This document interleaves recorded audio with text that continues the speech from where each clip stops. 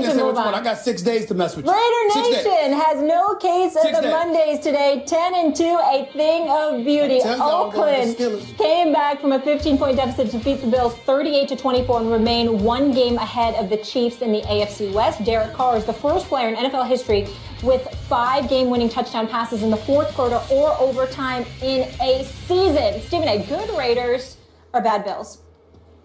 Bad Bills. Here's the reality of the situation. Derek Carr and all of this other stuff, I'll leave that to you. We all know what I feel about the Raiders.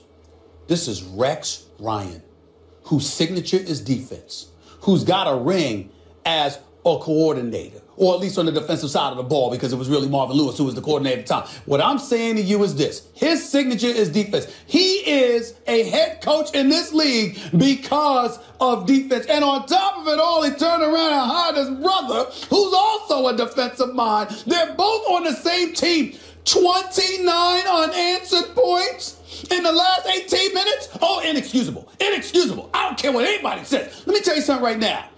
And I'll get into other coaches later and who needs to go. Okay? I am a guy who was in New York and was a fan of those headlines that Rex Ryan was making. Right. I like the talking as long as you back it up. This year is going to mark the 6th consecutive year that man missed the playoffs as a head coach. How much time you got? He's in the AFC How much East. time you got? Listen, wait. That ain't it. That's his problem. Nobody told you to take the Jets job. Nobody told you to take the Buffalo Bills job. How come you didn't out-bid Quinn? How come you didn't out-interview Quinn to get the Atlanta Falcons job? You didn't have to be up there against Brady. And even if you're going against Brady and Bill Belichick, there is something called a wild card. No. 29 unanswered points? I don't want to hear it. I don't want to hear anything about Rex Ryan. You're wrong. 29 unanswered. Look, I wouldn't take the Atlanta job either. You're wrong about this. This is good Raiders. It's really good Raiders. And let me tell you, I discounted their Super Bowl chances all year because I felt like people were a year too early on the bandwagon because they wanted it to be true, but the defense wasn't good enough. But then that bad man on defense has come around. They started using him better. Khalil Mack is another strip set. You could talk whatever you want. But the nothing point is, justifies 29. Let me tell you, Al, you'll like this as a boxing fan. Let me tell you who the Raiders remind me of at this point.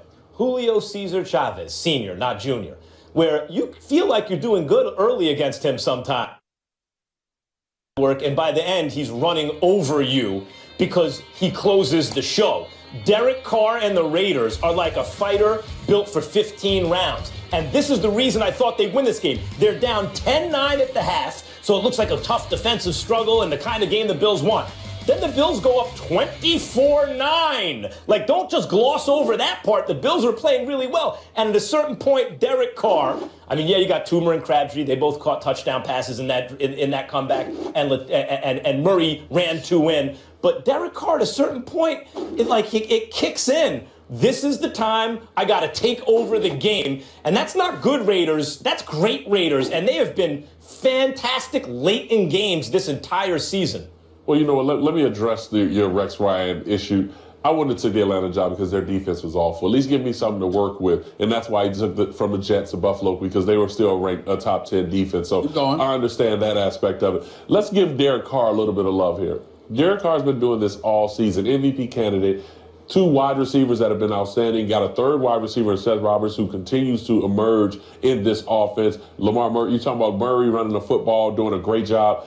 But let's give his offensive line a little bit of credit. They're probably the 2nd best offensive line in football behind Dallas. And so if you have an offense like that now, it takes you just a little less time to get yourself going. And that's what we see from this Oakland Raiders. But their defense is starting to come around. Khalil Mack is a defensive player of the year candidate. But now you got Alden Smith coming back. You got Irvin starting to elevate his game. The secondary, which is their weak link, is starting to knock down passes and create some pressure to wide receivers. But Jack Del Rio is a guy that no one talks about when it comes to Coach of the Year. I know he's not the formidable name that people would bring up, but Jack Del Rio does a great job of showing confidence in his guys, going forward on 4th down, putting them in great position, and that's why we're starting to see this team start to rally behind them. You two drive me crazy sometimes, especially you sometimes, because, I mean, it's easy to talk about Buffalo and Rex Ryan. Allow me to finish. You're Donovan McNabb. Disrespectful. Yeah, you're being disrespectful right now. Let me tell you something, you and Max Kellerman. You guys really get on my nerves right now. Let me tell y'all why. Derek Carr's a stud. Yeah. Amari Cooper. Yep. Michael Crabtree. I'll leave this answer. I just need a simple yes or no answer to this question, Molly Wood. Do any of them play defense? No. None of them. LaShawn McCoy has 130 yards on 17 carries. He averaged over 7 yards a carry. He's flat out balling. You got Tyrod Taylor, who's at least mobile as a quarterback. I'm not sitting there and knocking. I know that Oakland's offense is big time. I'm the one that sat up there and talked about them early as the major threat to the New England Patriots. That's not what I'm talking about here. And I know that Khalil Mack is the Mac Daddy. I get all of that. But damn, 29 unanswered points, and y'all don't even think about Rex Ryan? You got to be kidding me. 29 unanswered points. So was it good? So what was it when they were up? I'm saying when they went up 24-9, I'm talking about yesterday's game. Yeah, but I'm saying. No, what I'm saying to you is, what I'm saying to you, yes, but what I'm saying to you, Max, is this. Your defense is signature. You have a 24-9 lead. 29 unanswered points. Your defense couldn't stop them. Bad checks. Hold on, listen. If you delay it, move the chains, chew up the clock, give the ball to LaShawn. Well, you're talking about offense now. You're talking about offense. I'm saying to you, do something to quell the momentum of the Oakland Raiders because you have a lead. Offense is the momentum late in games. You gotta find. No one's done it. So in other words, let me get this. I just need to be clear.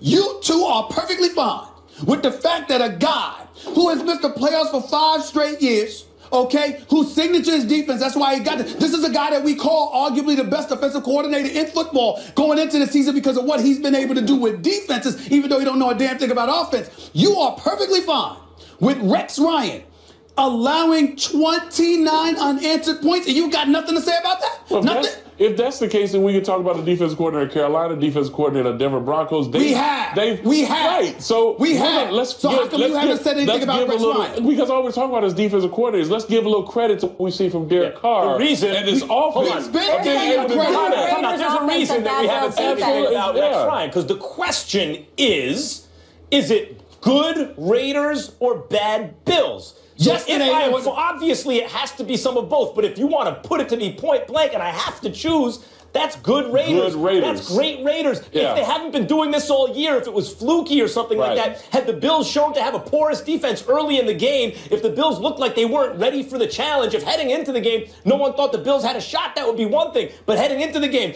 upset alert, Bills at home, all these kind of things. The Bills come out, hold them to 9 points in the first half, build on a lead. They're up 24-9. Looks like they have it their way. And Derek Carr, as he's done all year, put the pedal to the metal. That's good Raiders. But what I'm saying to you is this. They gave up 29 straight. Yeah, but someone had to score those points. Somebody got to score. Look, who else did they do that to this year?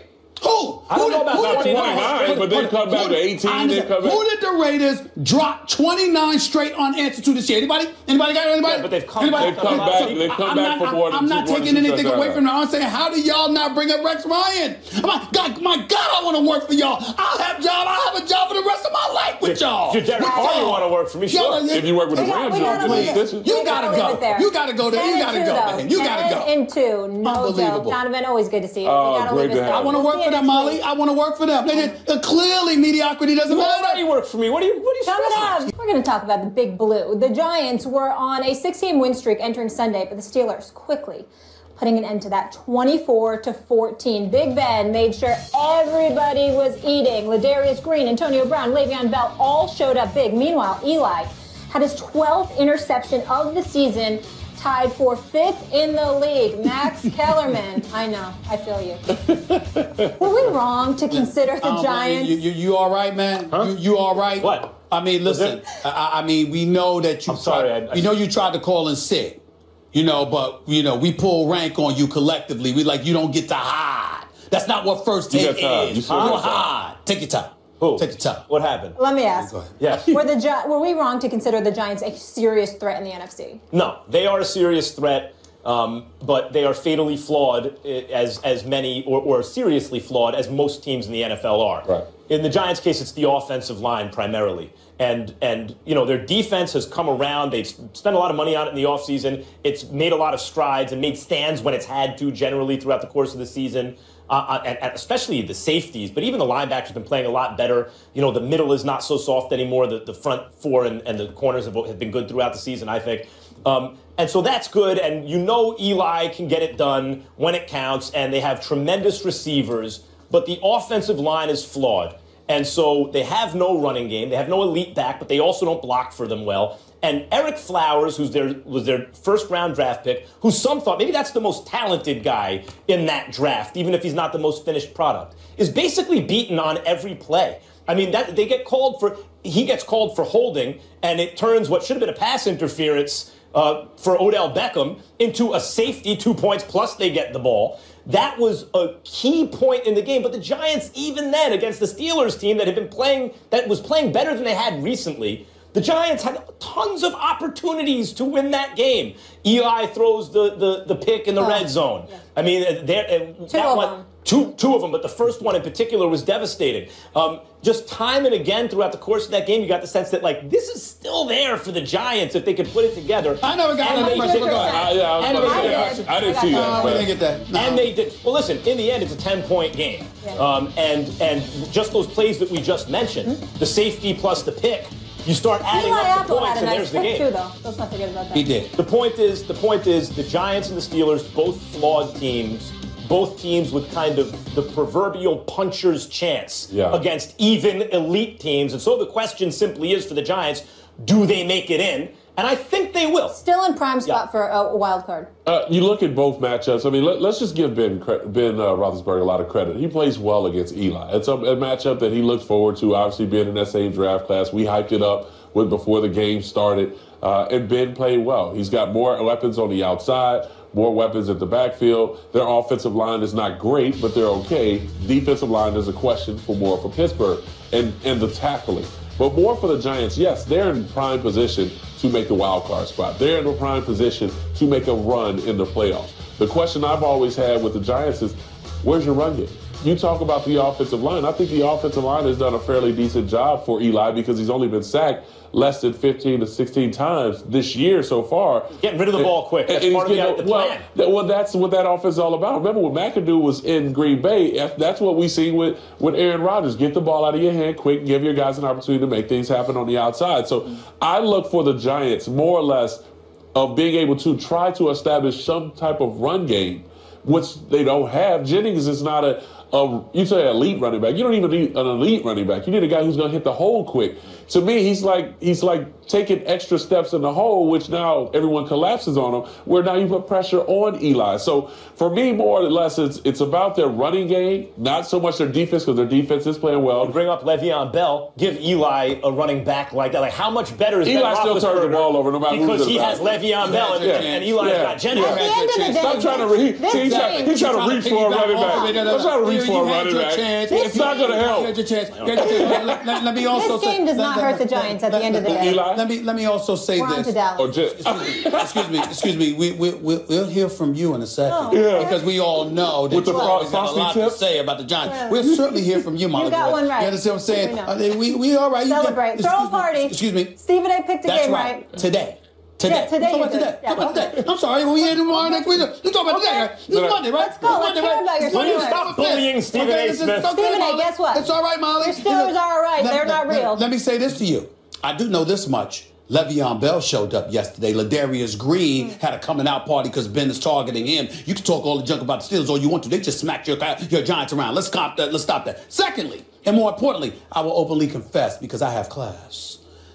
Bottom line is I'm a native New Yorker. If it wasn't for the Steelers, I'd be rooting for the Giants. So I'm not going to get on too much or whatever. No, you don't have a team. You live in Connecticut. But the point is, we'll go that another day. All right. Now we'll go back to this game. Are the Giants a serious threat? No. You know why? And that hurts me to say this. Their running game is awful. Yeah. As you pointed out, their running game is awful. But here's the other portion. You can get to Odell. I love Odell Beckham. He's electrifying. But you get physical with him, and there were calls that were missed. Yeah. And he was justified in his frustration towards the referee, even though he wasn't wise in articulating them. The point is that he's a miniature dude. And they know, just like anybody else, he's a miniature dude who's a speedster and is electrifying with his talent. We got to smack him around. We got to rough him up. And it gets to him. And so if you are the New York Giants, let's put this in its proper perspective. You've got the second worst running attack in all of football. You've got an elite wide receiver who's significantly undersized. You got from a week-to-week basis, you got to hope that the officials see it, catch it, and give you favorable calls. And oh, by the way, you're in a division that's led by the Dallas Cowboys. You've got the Detroit Lions on a come-up, because when we thought about the NFC, we thought about Green Bay and possibly Minnesota. Detroit's on a come-up. Right. We thought the South was about Atlanta. Now here comes Tampa. Yeah. And so when you look at it from that perspective, all those things put the New York Giants in a world of trouble, and it's indicative of what we've seen from them 6 times in the last 7 years where they missed the playoffs. You know what's funny is when Odell made his little complaints about the referees, the games that he brought up about those same referees, that same crew, was the Washington Redskins. Josh Norman. Yeah, the Washington Redskins. You talked about the Carolina Panthers. That's right. Last year. Yeah, of last year. So it is something that gets into his mind mentally when it comes to physical play. Now, he's an outstanding receiver. When he catches the ball, he's dynamic with the ball in his hands. And that's what makes this team go in the passing game. But you can't help your quarterback if you're not running the football, especially in playoff play. It's about strong defense, an efficient quarterback, and running the football. I will ask this question to you, though.